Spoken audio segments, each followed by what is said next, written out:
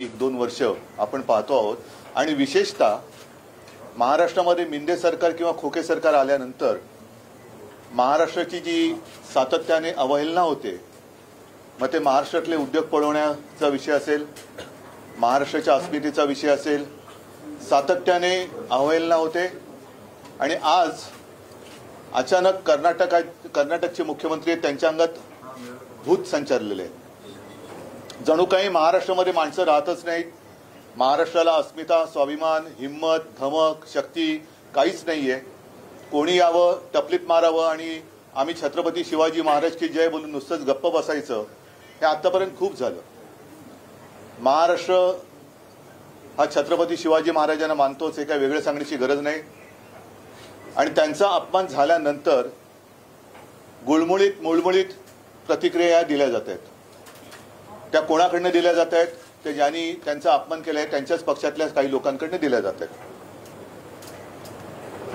गेले काही दिवस आपण बघतो की एकूणच देशामध्ये 1-2 महत्त्वाच्या विषयावरती चर्चा व्हायला पाहिजे आणि ते तशी व्हायला लागलेली आहे। त्यातलाच आजचा मी तिसरा विषय मांडतोय। एक म्हणजे मी काल परवाकडे शिवाजी मंदिरच्या माझ्या छोट्याशा भाषणामध्ये बोललो होतो की आपल्या देशाचे कायदे मंत्री यांनी देशाच्या न्यायालयातील न्यायमूर्तींच्या नेमणुकींवरतीच प्रश्नचिन्ह उभं केलेलं आहे। ती पद्धत ही अपारदर्शक आहे असं त्यांचं मत आहे आणि त्या नेमणुकीचे अधिकार हे पंतप्रधानांकडे पाहिजेत असं ते म्हणालेले आहेत।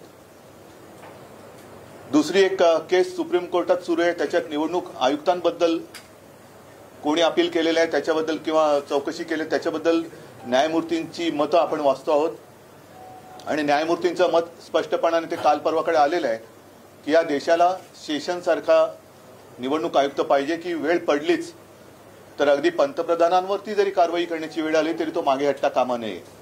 आणि मग त्यांनी असं म्हटलेलं आहे, असं मी वाचतोय की निवडणूक आयुक्त नेमण्याची पद्धत सुद्धा तपासायला पाहिजे आणि गरज वाटली तर बदलायला पाहिजे। मग माझं मत आणखीन थोडं पुढचं जे तिसरा मुद्दा जो म्हणालो तो हाच आहे की आजपर्यंत आपल्या देशाला आता 75वा हा स्वातंत्र्य दिन आपण पाहिला, 75 वर्ष आपल्या स्वातंत्र्याला झाली। साधारणतः एक प्रघात आहे की ज्याचं सरकार केंद्रात असतं त्यांचीच माणसं किंवा त्यांच्याच विचारसरणीची माणसं ही देशातल्या विविध राज्यां किंवा सगळ्या राज्यांमध्ये राज्यपाल म्हणून पाठवली जातात। या माणसांची कुवत काय असते, या माणसांची पात्रता काय असते? जरासा एक शब्द वापरतो, कोणी गैरसमज करू नये, म्हणजे खास करून ज्येष्ठ नागरिकांबद्दल मी बोलतोय की ज्यांना वृद्धाश्रमातही जागा नाही अशांना राज्यपाल म्हणून नेमलं जातं का, हा सुद्धा एक आता प्रश्न केंद्र सरकारला विचारायला पाहिजे। आणि राज्यपाल नियुक्तीचे सुद्धा निकष हे ठरवायला पाहिजेत असं माझं स्पष्ट आणि ठाम मत आहे। राज्यपाल हे आपल्या महामहिम राष्ट्रपतींचे दूत असतात, राष्ट्रपती हे निपक्ष असायला पाहिजेत, ते असतात आणि त्याचप्रमाणे राज्यपाल सुद्धा हे निपक्ष असायला पाहिजेत। राज्यामध्ये जर काही पेच प्रसंग उभा राहिला तर त्याची सोडवणूक राष्ट्रपती किंवा केंद्र सरकारच्या मध्यस्थीने करण्याची जबाबदारी त्यांच्याकडे असली पाहिजे असा आपला हा एक समज आहे। मात्र ज्यांचं सरकार केंद्रात असतं त्यांच्याच विचारसरणीची माणसं ही राज्यात राज्यपाल म्हणून पाठवल्यानंतर राज्यपाल जे काही बोलतात ते मला असं वाटतं गांभीर्याने घेण्याची गरज आहे। कारण आपले राज्यपाल तुम्हाला माहिती आहेत, आता त्यांना मी राज्यपाल म्हणणं हे सोडून दिले, कारण राज्यपाल पदाचा मी नेहमी बहुमान करत आलो होतो, यापुढेही करीन। पण कोणीही व्यक्ती केवळ राज्यपाल पदाची झूल त्यांच्यावरती पांघरली म्हणजे लगेच त्यांनी वेडवाकडं काही बोलावं, हे मात्र मी आणि आपला महाराष्ट्र काही मान्य करेल असं मला वाटत नाही। आपल्याला सर्वांना आठवत आहे की काही दिवसांपूर्वी आपण इथेच भेटलो होतो, तेव्हा या कोश्यारींनी मुंबई ठाण्यातल्या परिसरातील मराठी माणसाचा अपमान केला होता आणि तेव्हा मी म्हटलं होतं की यांना आता कोल्हापुरी जोडा दाखवण्याची वेळ आलेली आहे। त्याच्यानंतरही हे महोदय थांबले नाहीत, त्याने आता छत्रपती शिवाजी महाराजांचा एक जुन्या काळातला आदर्श त्याच्यावरती आमचे कोल्हापूरचे जिल्हा प्रमुख चांगले म्हणालेत की बाप हा बाप असतो, तो जुना आणि नवा कसा काय म्हणणार तुम्ही। त्याच्यामुळे आदर्श हा आमचा आहेच, ते आमचं दैवत आहे। हळूहळू मला असं वाटते की ही जी काही शक्कल आहे ती केवळ या राज्यपालांच्या काळी टोपीतून आलेली नाहीये, त्याच्या मागे कोण आहे, या सडक्या मेंदूच्या मागील मेंदू कोण आहे हे सुद्धा शोध घेण्याची वेळ आलेली आहे। कारण हळुवारपणाने महाराष्ट्रातल्या आदर्शांचा अपमान करायचा. सावित्रीबाई फुलेंबद्दल पण असेच बोलले होते, पण आपण तेव्हा जाऊ द्या असं होतं कधी कधी, जाऊ द्या असं होतं कधी कधी. सातत्याने अपमान करत राहायचा आणि हळुवारपणाने महाराष्ट्राच्या मनातले, महाराष्ट्राच्या रक्तात भिनलेले आदर्श पुसून टाकून मग आपली जी भाकड म्हणजे त्यांची जे काही नेते मंडळी आहेत त्यांचे आदर्श म्हणून एक प्रतिमा जनतेच्या मनात बिंबवण्याची आणि ठसवण्याची ही त्यांची जी काही सतत चाललेली वृत्ती आहे किंवा चाल आहे, हिचा आम्ही निषेध तर केलेलाच आहे. गावोगावी त्यांच्या प्रतिमेला जोडे मारलेत. कोणी तर मी असं पाहिलं त्यांचं म्हणजे एक धोतर घेऊन जाळलं वगैरे, ह्या सगळ्या गोष्टी झाल्या. आता हे महाराष्ट्राच्या अस्मितेशी खेळतायत. महाराष्ट्रातले उद्योग हे गुजरातमध्ये घेऊन गेले. महाराष्ट्राचं मंत्रिमंडळ, काल तर मी असं ऐकलं की कॅबिनेट मीटिंग, मी सुद्धा मुख्यमंत्री होतो, अपवादात्मक परिस्थितीमध्ये ही पुढे ढकलली जाते. तशी काल काय अपवादात्मक परिस्थिती होती? तर अपवादात्मक परिस्थिती की यातले बरेचशी लोक हे गुजरातमध्ये प्रचाराला गेले. म्हणजे यांना महाराष्ट्र उघड्यावर पडलाय त्याची खंत नाही, महाराष्ट्राच्या अस्मितेचा, महाराष्ट्राच्या दैवताचा अपमान होतोय त्याची खंत नाहीये, त्याची चिंता नाही. मग काहीतरी गोलमाल उत्तर द्यायचं आणि वेळ मारून न्यायची. त्यात आणखीन भर म्हणजे ज्या विचारसरणीची मी व्यक्ती म्हणालो त्याच विचारसरणीचे म्हणजे भाजपाचे प्रवक्ते, ते कोण त्रिवेदी का काय, सुधांशू, म्हणजे एकदम असं खोकल्यासारखं वाटतं सुधांशू, तर ते त्यांना एक उबळ आली आणि ते पण काहीतरी बोललेले आहेत. म्हणजे हा, मी आता पक्षाबद्दल बोलावं का त्यांच्या विचारसरणीबद्दल बोलावं हा शोध तुम्ही आणि आम्ही सगळ्यांनीच घ्यायला पाहिजे. की महाराष्ट्राचा सातत्याने अपमान होतोय. त्याच्यामध्ये आता महाराष्ट्रातल्या गावांवरती कर्नाटकचे मुख्यमंत्री दावा सांगतायत. हाही एक महत्वाचा मुद्दा आहे. कारण आज महाराष्ट्रामध्ये ईडी सरकार किंवा खोके सरकार किंवा मिंधे सरकार आहे. या सरकारला मुख्यमंत्री आहेत का काही कळत नाही. कारण मुख्यमंत्री कधी बोलतच नाहीत. त्यांना विचारलं तर ते सांगतील मी काळजी करू नका, पंतप्रधानांना मी सांगितलेलं आहे. पंतप्रधान म्हणाले त्यांनी 40 गावं घेतली तर घ्या, आपण पाक व्याप्त काश्मीर जिंकल्यानंतर 100 गावं आम्ही महाराष्ट्राला देऊ, असेही ते कदाचित सांगू शकतील. पण त्यांच्याकडनं काही अपेक्षा नाहीच आहे. उपमुख्यमंत्री नेहमीप्रमाणे सारवासारव करतायत. पण सांगण्याचा मुद्दा काय की पक्षाचे किंवा राज्याचे मुख्यमंत्री, विशेषतः भारतीय जनता पक्षाच्या अखत्यारीतले, हे त्यांच्या वरिष्ठांच्या मर्जीशिवाय काही बोलू चालू शकतात का? आणि ते जर नसेल तर मग बोंबईच ना, बोंबई जे काय बोललेत हे त्यांच्या वरिष्ठांच्या परवानगीशिवाय बोललेत का? म्हणजेच भारतीय जनता पक्षाचा महाराष्ट्राच्या अस्मितेवरती घाला घालण्याचा हा प्रयत्न, महाराष्ट्राचे तुकडे पाडण्याचा प्रयत्न, महाराष्ट्राचे उद्योगधंदे इतरत्र पळून महाराष्ट्र बेकार कंगाल करण्याचा प्रयत्न हा त्यांचा पक्षाचा राष्ट्रीय कार्यक्रम आहे का? याचं उत्तर त्यांनी दिलं पाहिजे. आणि मला असं वाटतं बरेच जण, आज पवारसाहेब पण बोललेत, स्वतः उदयनराजे बोललेत, संभाजीराजे पण बोलतायत, आणखीन सगळेच बोलतायत. आता वेळ आलेली आहे की जर ह्या राज्यपालांना हटवलं गेलं नाही तर या महाराष्ट्रद्रोह्यांचा विरोध तमाम महाराष्ट्र प्रेमींनी एकत्र येऊन केला पाहिजे. आणि या 2-3 दिवसात, 2-4 दिवसामध्ये आपण वाट बघूया. मी तमाम महाराष्ट्र प्रेमींना आवाहन करतोय, आवाहन म्हणजे विनंती करतो आहे की हे असंच चालत राहिलं तर आपल्या डोळ्यात देखत आपल्या या शूरवीर म्हटल्या जाणाऱ्या राज्याची ही अब्रू किंवा अब्रूची लखतरं ही वेशीवरती ही टांगतायत आणि ती आपल्याला नुसतं बघत बसावी लागतील. म्हणून आपण आत्ताच वेळ आहे सगळ्यांनी एकत्र येऊन एक खणखणीत आणि दणदणीत इंगा या महाराष्ट्रद्रोह्यांना हा दाखवलाच पाहिजे. मग त्याला महाराष्ट्र बंद करायचं आहे, मोर्चा काढायचा आहे, काय करायचं आहे ते या सगळे जे महाराष्ट्र प्रेमी आहेत, मग मी पक्ष वगैरे बाजूला ठेवून सगळ्यांना आवाहन करतोय. अगदी भारतीय जनता पक्षातले महाराष्ट्र प्रेमी लोक जरी सोबत आले तरी त्यांना सुद्धा मी आमंत्रण देतोय की तुम्ही या. कारण पक्षीय राजकारणात जर आपली अस्मिता आणि राज्य चिरडलं जाणार असेल तर मग आपण मात्र छत्रपतींचं नाव घ्यायला नालायक आहोत. म्हणून या 2-4 दिवसामध्ये या सगळ्यांना मी बोलवतोय, सगळ्यांनी एकत्र यावं. आणि केंद्राला सुद्धा सांगतोय की हे चाळे आता बस झाले. आपण इकडे जे सॅम्पल पाठवलेले आहे त्या सॅम्पलला परत त्याच्या घरी पाठवा.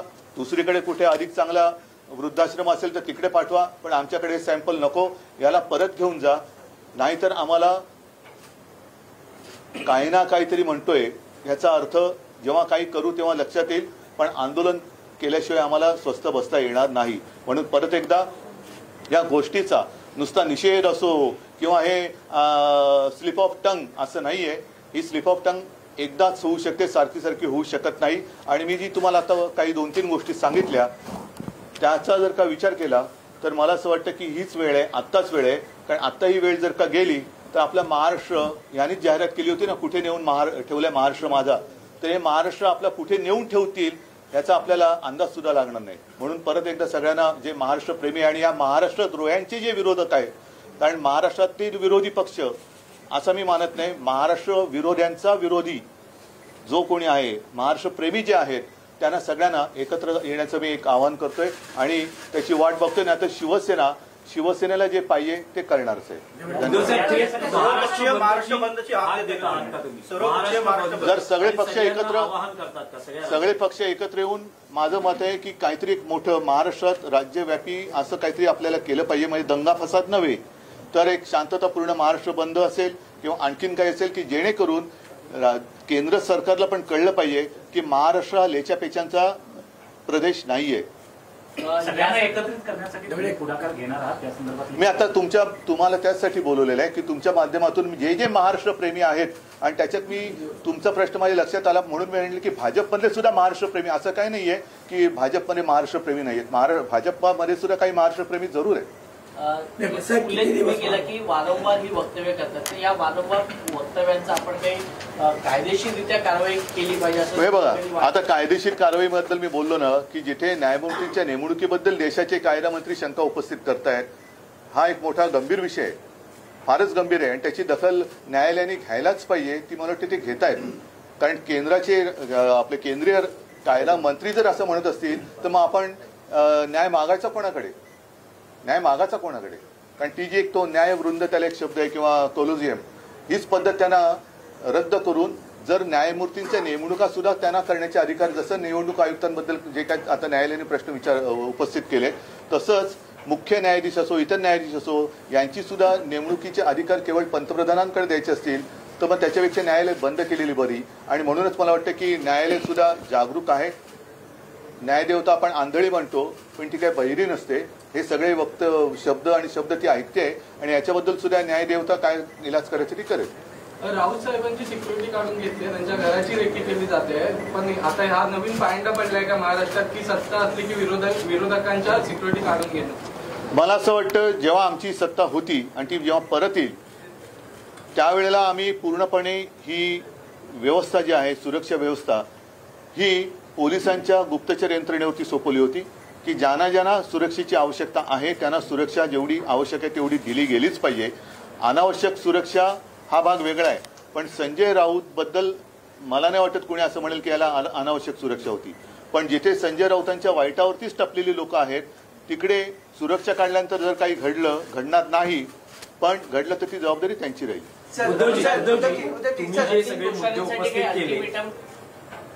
तुम्ही सगळे जे मुद्दे उपस्थित केले आणि महाराष्ट्र बंदची ही तुम्ही त्या दृष्टीनं भूमिकाही व्यक्त करताना दिसता, पण भाजपचे नेते आणखी एक मुद्दा या निमित्तानं उपस्थित करत आहेत की राहुल गांधी महाराष्ट्रात येतात, सावरकरांच्या बाबतीत बोलतात आणि उद्धवजी फक्त आपण त्यांच्या विधानाशी सहमत नाही इतकीच भूमिका मांडतात. शिवसेना पण छत्रपतींचा अपमान करणाऱ्यांनी आम्हाला सावरकरांचं महत्व पटवून देण्याचा प्रयत्न करू नये. आणि म्हणून मला असं वाटतं की सावरकरांचा अपमान झालं होती, आम्ही सुद्धा गप्प राहिलो नाही. मी तत्काळ प्रेस घेऊन त्यांना सांगितलं, नंतर राहुल गांधींनी तो विषय टाळला. मात्र त्यावेळेला जसे हे अंगावर आले होते तसे अंगावर यांच्या का नाही जात? आता कोणालाही जोडे मारणार? नाही, मला एक फक्त मी सांगतो साहेबांनी जे सांगितलंय त्याच्यावरती तुमचं एक फक्त जोडतो की उद्धवजींनी तर इशारा दिलाच होता, पण शिवसेनेकडून महाविकास आघाडीला तडे पडतील असं स्वतः बोललेले. हा, म्हणजे हे शिवसेना पक्षप्रमुखांच्या वतीनं बोललो की आम्हाला परवा नाही, अशा प्रकारच्या वक्तव्यामुळे महाविकास आघाडीला तडे पडतील, ऐक्य धोक्यात येईल आणि मी सहन करणार नाही, एवढी ठाम भूमिका माननीय पक्षप्रमुखांनी घेतलेली आहे. तशीच भूमिका आता या मिंदे गटाने घ्यावी. मी आता सांगितलं ना तुम्हाला की येत्या 2-4 दिवसामध्ये आपल्याला हा विषय तडीस न्यावा लागेल आणि तोपर्यंत जे जे महाराष्ट्र प्रेमी आहेत, जे जे शिवछत्रपती प्रेमी आहेत, फुले प्रेमी आहेत, त्या सगळ्यांनी, कारण छत्रपती शिवाजी महाराज झाले नसते तर हे कोश्यारी बुवा किंवा ते काय मगाशी मग काय बोललो होतो सुधांशू, ते कुठे असते आणि कोणत्या वेशात असते ह्याचा पत्ता लागला नसता. तसंच सावित्रीबाई फुले झाल्या नसत्या तर महिला शिक्षणाचं काय झालं असतं. तर एकूणच हे आता अति झालं. ज्याला काही आगापिछा नाही अशी लोक राज्यपालपदी नेमली जात आहेत आणि राज्यपाल पदाची अवहेलना होते, पर्यायाने महाराष्ट्राची होते. अरे इतना सब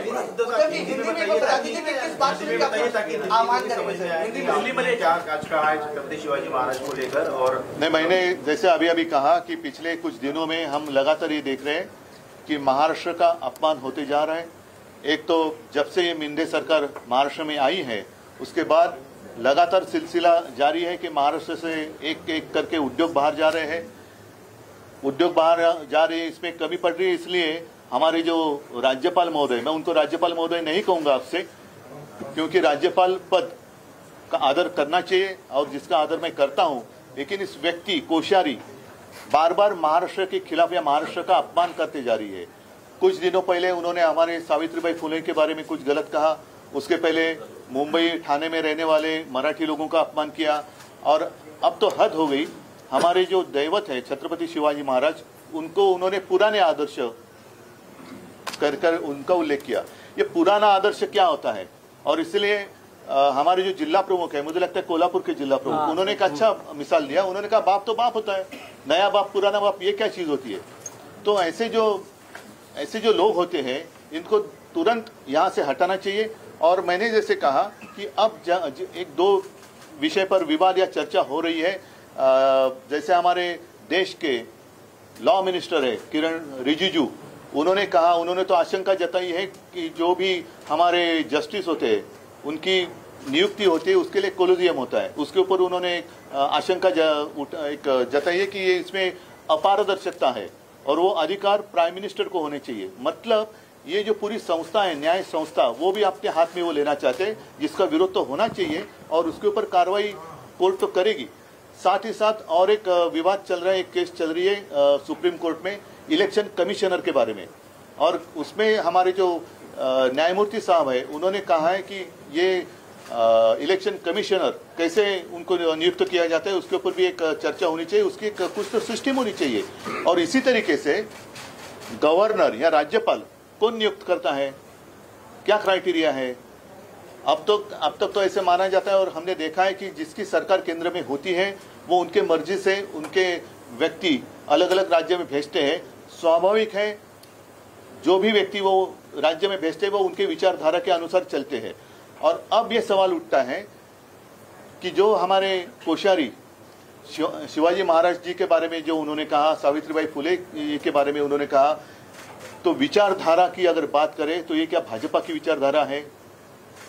दूसरी बात, ये थोड़ा कम हो रहा है या इससे शायद नजर हट जाए, इसलिए हमारे जो पड़ोसी राज्य है उसके जो मुख्यमंत्री है बोमई, ऐसे लगता है कि उनके शरीर में भूत ने प्रवेश किया है. अंगत भूत येतं म्हणतो ना.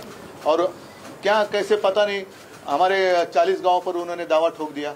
तो क्या महाराष्ट्र में लोग रहते नहीं है? महाराष्ट्र में क्या हिम्मत नहीं रही? बाकी महाराष्ट्र का स्वाभिमान वगैरह हमने कुछ छोड़ दिया, और ये ऐसे कोई भी आएगा और हमारे खिलाफ कुछ भी बकते चले जाएगा, ये अभी बर्दाश्त नहीं होगा. और इसलिए मैंने कहा कि अब समय आया है, ये सारी जो बातें हैं हम अनदेखी करें तो शायद आगे जाकर हमें कुछ दिखाई नहीं देगा. तो अब समय है, और मैं आपके माध्यम से जितने सारे महाराष्ट्र के प्रेमी है, छत्रपति शिवाजी महाराज जी के प्रेमी है, फुले शाहू आंबेडकर सब प्रेमी है, भक्त है, उनको मैं कहता हूँ चलो पार्टी बाजू में रखते हैं. अगर हमारा राज्य रहेगा तो हम रहेंगे. देश तो बड़ा है, देश तो रहना ही चाहिए, लेकिन राज्य की अस्मिता, राज्य का स्वाभिमान, उसको अगर ठेस पहुंचती है तो हमें इकट्ठा आकर उसका विरोध करना चाहिए. और कुछ दिन इंतजार करेंगे, 2-5 दिन इंतजार करेंगे. अगर ये जो पार्सल है वो आया था अमेजोन से, वो अमेजोन से वापस जाए तो अच्छा है, नहीं तो उसको वापस भेजना पड़ेगा. और नई कोई काबिल व्यक्ति महाराष्ट्र में इस स्थान पर आनी चाहिए, अन्यथा हमें कुछ ना कुछ करना पड़ेगा. जैसे महाराष्ट्र बंद की बात हो या विराट मोर्चे की बात हो, या देखा जाएगा, सबको साथ में लेकर हम तय करेंगे.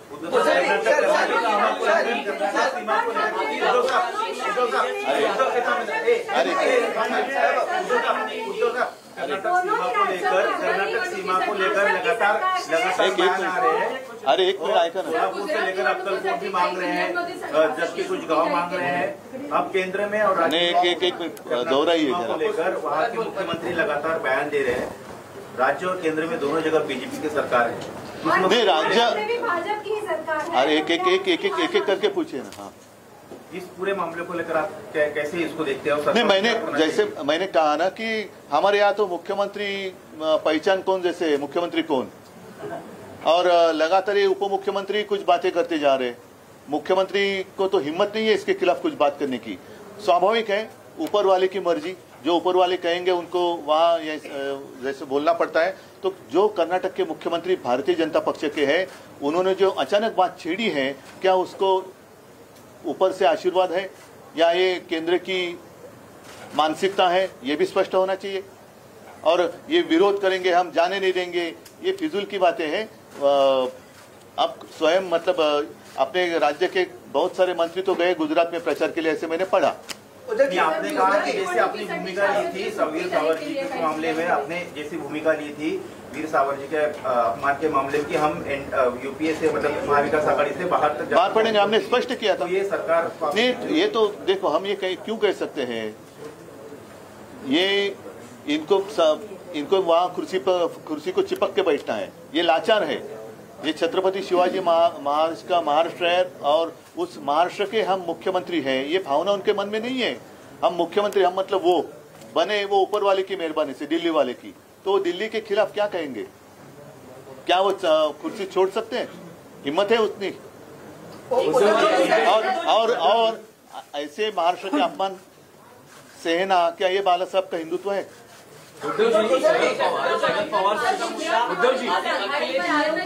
सुट्टी जाहीर करण्यात आली आहे त्याविषयी गुजरात निवडणुकीसाठी नाही, मला कळतच नाही की हे महाराष्ट्राचे मुख्यमंत्री आहे, महाराष्ट्र सरकार आहे का गुजरात सरकार आहे।